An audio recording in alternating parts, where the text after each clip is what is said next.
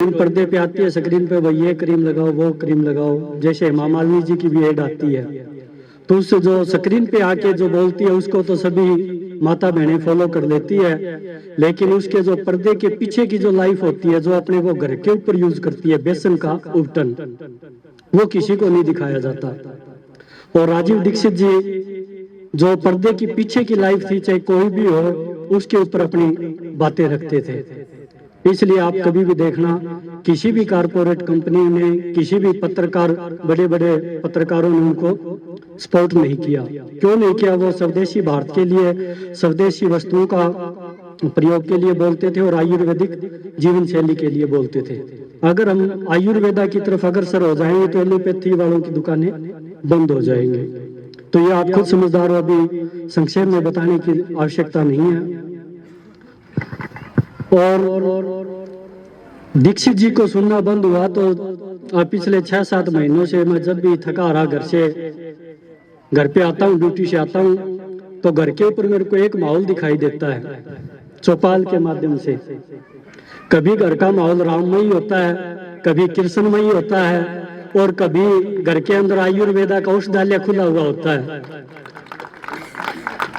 और न चाहते हुए भी चौपाल की तरफ अग्रसित हो जाते हैं, उसको शेयर करने का जी करता है, उसके साथ बातें करने का जी करता है, उनको सुनने को जी करता है।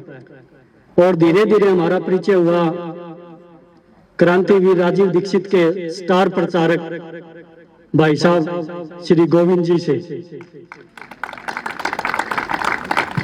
जो अब हम तो चलो ड्यूटी में व्यस्त होने के कारण भूल गए थे भाई हमें किस ओर जाना चाहिए, लेकिन भलाओ जो चौपाल के माध्यम से गोविंद भाई साहब के संपर्क में आए हैं और हमें पुराने मुख से फिर से देखने को मिल रहे हैं। तो मैं ज्यादा नहीं कहते हुए, क्योंकि सभी के पास समय का अभाव है, कोई भारत के विभिन्न देशों से आए हैं, कोई अरुणाचल प्रदेश से, कोई सिलीगुड़ी से, कोई बिहार से, कोई मध्य प्रदेश, कोई राजस्थान, कोई हरियाणा, कोई पंजाब, कोई यूपी, कोमल दीदी जैसे यूपी से, हरदोई से हैं। तो मैं इनका मंत्रोच्चारण सुनता हूँ चौपाल के अंदर, बहुत अच्छा बोलते हैं। तो वंस अगेन सुख समृद्धि स्वस्थ परिवार और चौपाल का हार्दिक धन्यवाद जो यहाँ आने का मौका दिया। धन्यवाद, थैंक यू। वंदे मातरम पूरे परिवार को।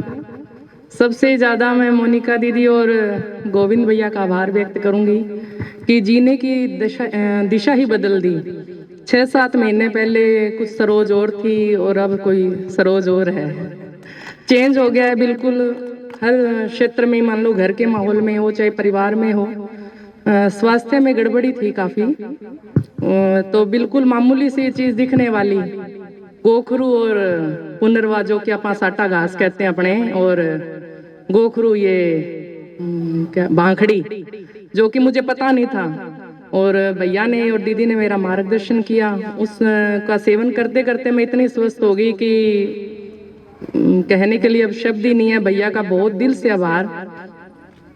दूसरा 6 महीने पहले 7 महीने पहले जब जुड़ी तो मेरा यूट्रस का रिमूव हो चुका था, और अब जब से मैं सुन रही हूँ तब से एक प्रण लिया है कि किसी भी माता बहन का मेरे बस रहते ये ऑपरेशन मैं नहीं होने दूंगी। भैया और दीदी के माध्यम से और इस मंच के माध्यम से भी प्रण लेती हूँ, जितना हो सका ये गर्भाशय मैं बचाऊंगी, सबका बचाऊंगी। और भैया का इसमें बहुत महत्वपूर्ण रोल है और दीदी का भी, इसलिए आप सबका बहुत बहुत दिल से आभार, बहुत बहुत धन्यवाद भैया। और राजीव दीक्षित जी को तो हमने नहीं देखा, चलो टीवी के माध्यम से, फोन के माध्यम से, लेकिन आपको हम साक्षात हमारे राजीव दीक्षित भैया ही मानते हैं भैया, और कोई नहीं, आप ही हैं वो। बहुत बढ़िया, बहुत अच्छी लाइन बोल दी है। बहुत बहुत धन्यवाद दीदी का।